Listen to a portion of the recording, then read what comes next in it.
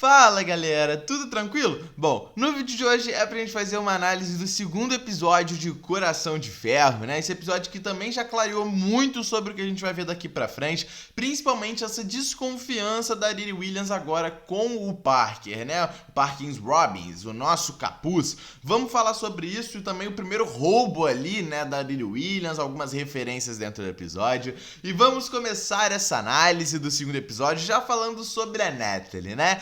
Já termina, já começa, né, da mesma forma que terminou o primeiro episódio ali, já começa se ligando bastante e vemos que a Natalie vai ficar ali escondida, pelo menos por enquanto, por bastante tempinho ali no quarto da Riri Williams, até porque ela ainda não está acreditando que aquela Natalie ali, aquela inteligência artificial, ela é real ou não, ela tá nessa dúvida, né, será que ela é real, será que ela não é, será que ela tem as memórias, será que ela não tem, a Riri ainda tá muito confusa e ela demonstra não aceitar a Natalie, né, tanto que ela prende ela no seu computador.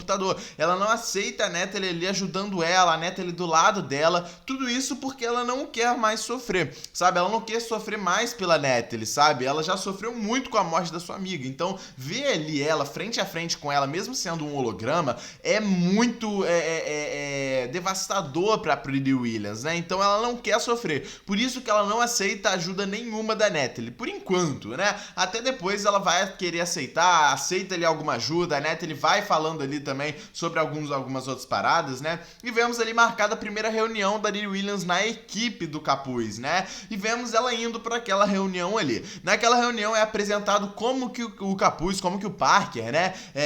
Recrutou todas as pessoas daquela equipe. A gente conhece um pouco mais de cada um. E o que chamou a atenção foi a Sanguessuga, né? Por ela ser uma procurada em Madripoor. Mais uma vez, Madripoor voltando a aparecer aqui nas séries da Marvel. A última vez que Madripoor apareceu, a primeira e última vez que Madripoor apareceu foi na série de Falcão e Soldado Invernal. Ela deve aparecer também na série de Vision Quest. Então, mais uma vez aqui Madripoor sendo mencionada, né? De todos da equipe ali, a Sanguessuga foi a mais interessante por esse fato, né? Vemos ali que o plano é assaltar a TNNL, né? Que é ali uma empresa que tá criando ruas subterrâneas em Chicago. E bom, a gente consegue perceber ali pela palhaça, que é uma das pessoas ali da equipe do Capuz, que ela condena aquela criadora ali da TNL, né? Falando que, cara, ela só tá ganhando dinheiro e só quer mostrar que tá fazendo alguma coisa, sendo que ela não tá fazendo nada. Por isso que a gente vai roubar ela, né? Mostrando que essa equipe do Capuz não rouba só por roubar, porque quer dinheiro, não.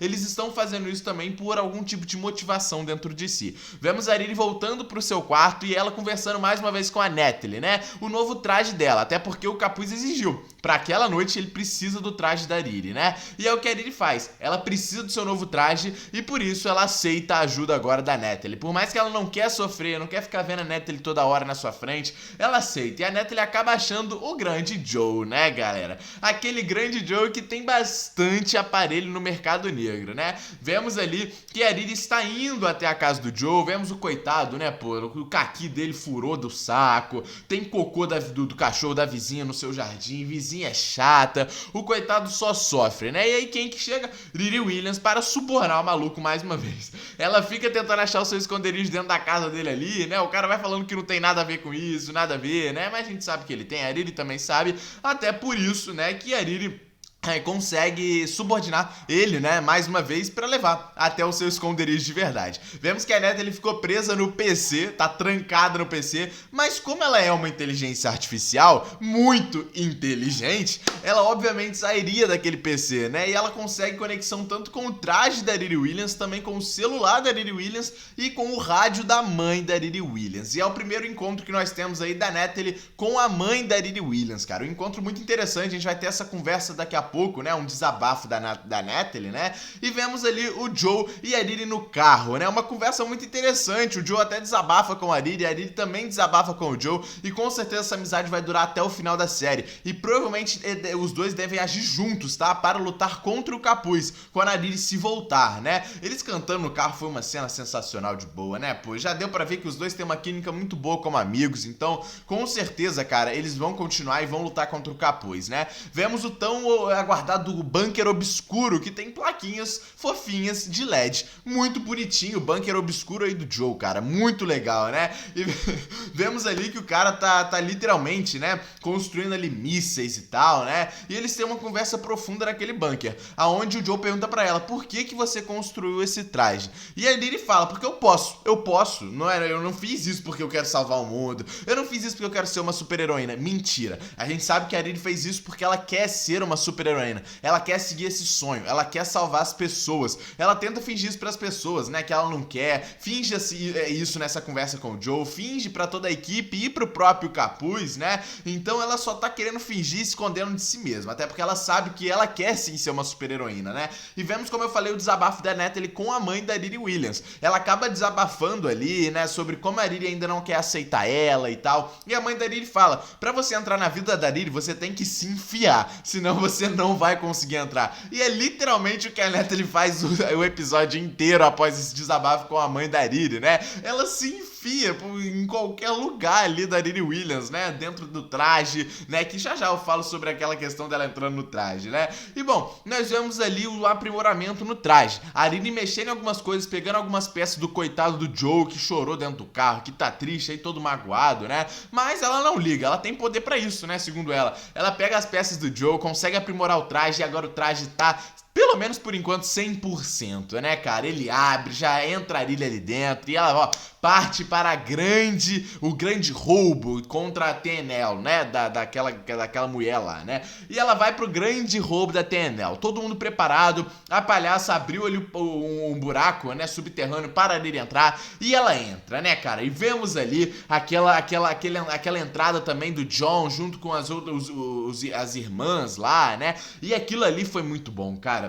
No primeiro episódio a gente já teve uma porradaria boa entre aquelas irmãs e agora novamente uma porradaria muito boa entre as irmãs e os seguranças, cara. Eu tô deixando essa porrada boa aqui como ênfase porque, cara, a coreografia da cena está muito boa. Pra quem achou que ia ser ruim essa série, até então tá surpreendendo positivamente pra caramba, né, cara? Pra caramba. Porrada muito boa, com uma coreografia muito linda, sabe? Melhor que muita série aí de ação da Marvel, tá? É interessante a gente ver isso, né? E vemos a tão aguardado encontro. Riri e a Nat trabalhando juntos, né? Natalie e a Riri trabalhando juntas, né? A Natalie, como ela é uma inteligência artificial, conseguiu invadir o traje da Riri, né? Coisa que ela até então não conseguia fazer. E ela acaba perdendo o seu pendrive, a Riri, né? Aquele pendrive com o vírus que a sanguessuga fez, né? Porém, a Natalie é uma inteligência artificial e ela programa tudo direitinho para ele conseguir reverter aquela situação, né? Mostrando que as duas trabalhando junto deu muito certo. A Riri acaba soltando a mão do seu traje para fazer todo o plano ali dentro do carro, né? Para puxar aquela alavanca e ela faz uma referência à mãozinha, né? Falando que tá igual o Mãozinha. Isso aqui é uma referência à própria série da Wandinha, tá? Aquela série ali também, né? Da família Addams, né? E tal, que tem a mãozinha, né? Que anda sozinha. Então é uma referência àquela mão ali, né? Vemos o Capuz dentro do carro. E que cena maneira. O Capuz aparecendo pela primeira vez sobre a magia, né? Ele aparecendo no meio do nada ali dentro do banco de trás do carro e fazendo todo aquele acordo. Caraca, moleque, 6 dígitos de salário mensal pra cada um da equipe. Isso aqui é doideira, né, cara? Vai dar merda. Com certeza isso aqui vai dar uma merda absurda, né, cara? Mas eles conseguiram o que eles queriam. E aí é que termina ali no final com a Riri sendo pega, o final do roubo, né? A Riri sendo pega. E no momento ela trava, assim como a Natalie. E por que a Natalie travou naquela cena ali, cara? Porque apesar de ser uma inteligência artificial, ela lembra de tudo. Ela também viu algumas fotos no computador da Riri. Então ela lembra de todo momento desde que ela morreu. Ou seja, cara, ela viu ali um cara apontando uma arma pra ela e ela morreu com um tiro. Isso fez a própria inteligência artificial travar naquele momento. E é nesse momento que o segurança acaba quase morrendo. E isso também faz a Riri se questionar. Caraca, cara, ela fica completamente preocupada com aquele segurança. Ele tomou um tiro do Capuz. E essa cena foi muito boa, né, cara? O Capuz usando a sua arma igual nos quadrinhos. Nos quadrinhos o Capuz também usa a sua arma com magia. Ele atira com a sua arma e ela pega a direção que ele quiser, porque a bala tá comandada pela magia, né? Então ele faz igual nos quadrinhos e a Riri fica preocupada com segurança, pô. Até porque é um civil normal, é um civil comum, só tá fazendo o trabalho dele. não tem por que matar aquele cara, né? Isso já mostra um pouco do heroísmo que a Ariri tem dentro de si e que ela não vai durar muito tempo nessa equipe de ladrões, né? Vemos ali eles comemorando o grande roubo e a Ariri pergunta pra palhaça sobre a história do Parker. A palhaça fala duas versões, que o Parker, né, ele conseguiu ali roubar um cara muito rico, né, e tal, e que tinha aqueles equipamentos, e a segunda que dizem que ele roubou um demônio, que é a história verdadeira do Parker, que eu falei com vocês no primeiro episódio, né? Nos quadrinhos é assim, o capuz acaba roubando, o capuz e a bota de um demônio, e ele acaba assumindo toda a magia e todo o poder e aquela maldição que o demônio tem dos quadrinhos, né? E ele acaba tendo essa magia sobre si, né? Vemos o capuz ali, comemorando mesmo aquele grande roubo, né? E no final daquela comemoração ele olha diretamente pra Ariri e vê que a Ariri tá completamente deslocada naquele momento ali, mostrando que o capuz sabe que a Ariri tá deslocada, sabe que a Ariri tá fazendo aquilo ali só pelo dinheiro, ela não liga pra ninguém da equipe, ela não liga pro capuz, ela não liga pra nada, e isso pode ser um dos primeiros entraves pros dois baterem de frente, tá? Vemos no final ali a Ariri saindo do esconderijo do capuz e conversando com a Nath, né? E a Nath até confirma aquela questão, né, da última coisa que ela lembra desde a sua morte, que foi ela fechando o olho e ela não se lembra de mais nada. Por isso que ela travou. Ela viu uma arma, a mesma forma que ela morreu. Por isso que ela travou, né? A Ariri até vai encontrar depois com seu amigo, Xavier, né? A gente tem uma conversa lá muito interessante, né? E ele até fala naquela conversa, fazendo uma referência a Star Wars, né? Ele fala ali chamando a Ariri de jovem Padawan, fazendo essa referência, né? Como se a Ariri fosse Padawan, né? Que é a aprendiz do grande mestre, né, de Star Wars, como a gente teve essa referência. Naquela conversa ainda da Ariri com a Nath fala que sentiu uma energia muito pesada vindo do capuz, quando elas estavam terminando aquele grande roubo. Isso, obviamente, porque ele usa de magia negra, né, aquela mesma magia negra que a Wanda usa, que a Agatha usa, né, então, por isso, ela sentiu essa energia porque ela percebeu aquela magia negra. A Ariri já comentou ali com a Natalie que ela também sabe que o capuz não é daqui, assim como a Nath fala, ele não é daqui, né? Ele tá usando feitiçaria. E a Ariri fala, né? Eu sei que ele não é de se confiar, mas tudo bem, né? Vamos continuar porque tá lucrando, né? E vemos ali o capuz atentado.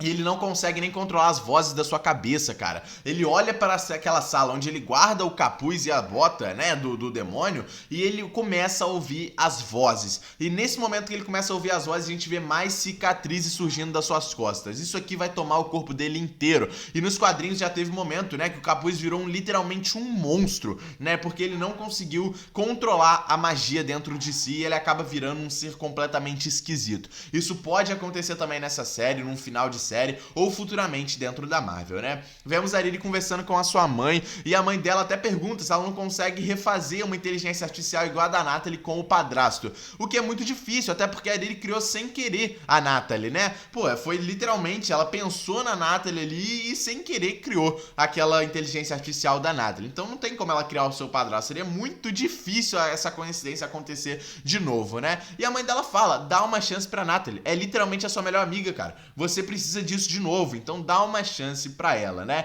E terminamos vendo o Joe completamente puto, né? Cortando ali aquelas orquídeas ali, negras, que aquela vizinha dele falou que o cachorro não pode cagar no jardim, que ela plantou agora aquelas orquídeas, não pode cagar no jardim. O Joe completamente puto depois de pisar na merda e cortando aquelas orquídeas, muito boa, ótima cena, né? Mostrando que aquele aprendizado que ele teve com a Ariri pôs em prática, né? Ele só vai obedecer a Ariri. Qualquer outra pessoa, o Frank do trabalho dele, a sua vizinha não vai mais submeter a ninguém. Somente a Ariri que tem uma armadura e ela pode fazer isso, né? Bom, foi assim que terminou esse episódio. Gostei pra caramba, tá? Gostei mesmo, de verdade. Já podemos ver a Ariri usando o seu traje, uma coisa muito boa, né? Comenta o que vocês acharam aí do episódio. Deixa o like no vídeo, se inscreve no canal. Tamo junto e é nóis, galera.